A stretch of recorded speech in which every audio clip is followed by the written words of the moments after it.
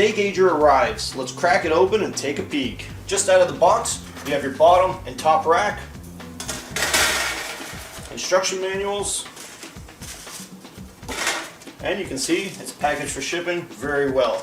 Let me get this all unwrapped. Once you remove all the shipping packaging, you'll find all the parts were shipped inside the Steakager unit. Inside you'll find the power adapter, an extension cord, 2 activated carbon filters, a bag of coarse sea salt, and the satchel here to place the salt in. First step in getting the Steakager prepped is wipe down the inside with a damp cloth.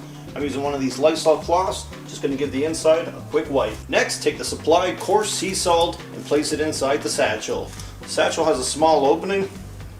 Hope you guys can see that. So to pour it in without making a mess, I'm going to be using a funnel. Place the satchel filled with salt in the center on the floor of the Steakager. Take one of the 2 activated carbon filters, just slide it in the slot here, press it down.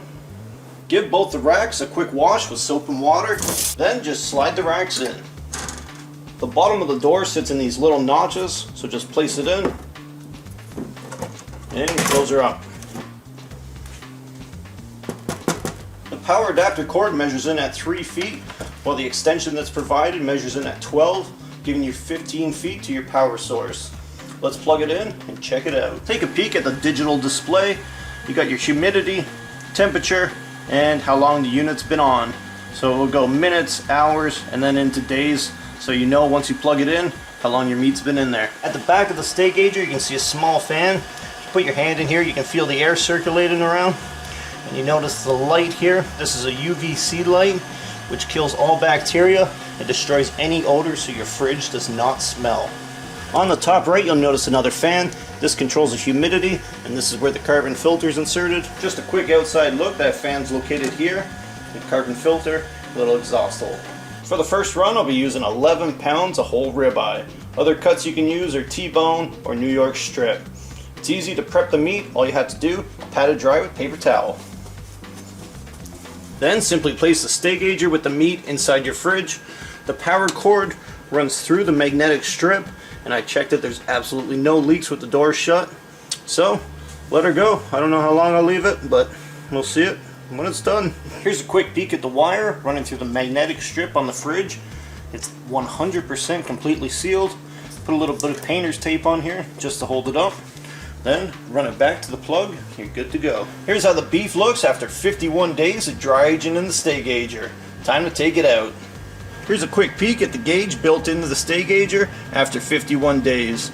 Temperature's a little bit off. I've had the fridge door open for a few minutes. After 51 days, here's how it looks.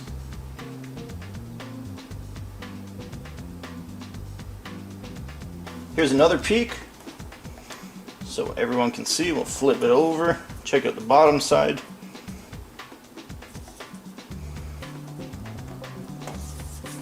Now the meat's real firm, almost has like a leathery skin on it that our next step is to trim off. So next thing to do is go in, just going to use a fillet knife and just slowly start trimming the edge off. Just going to take my time, not trying to lose any of that good, delicious aged meat.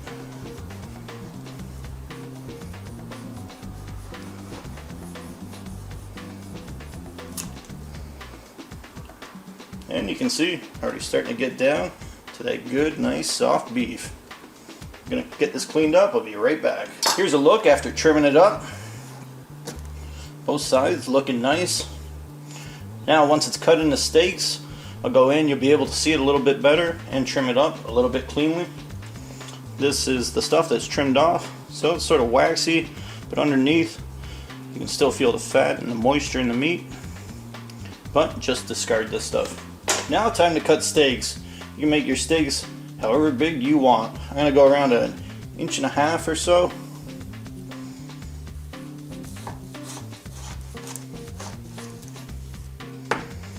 Oh, look at that. Doesn't that look good? Get the rest of these cut up.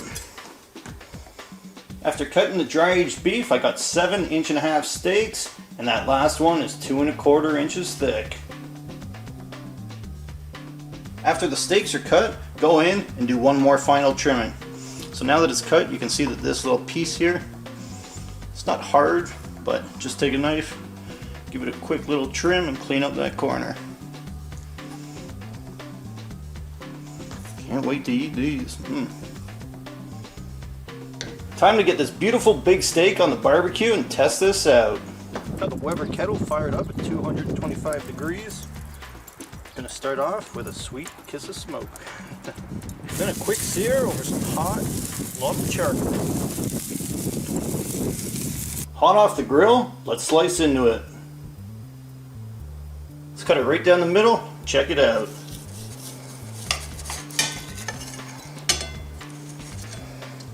That looks delicious.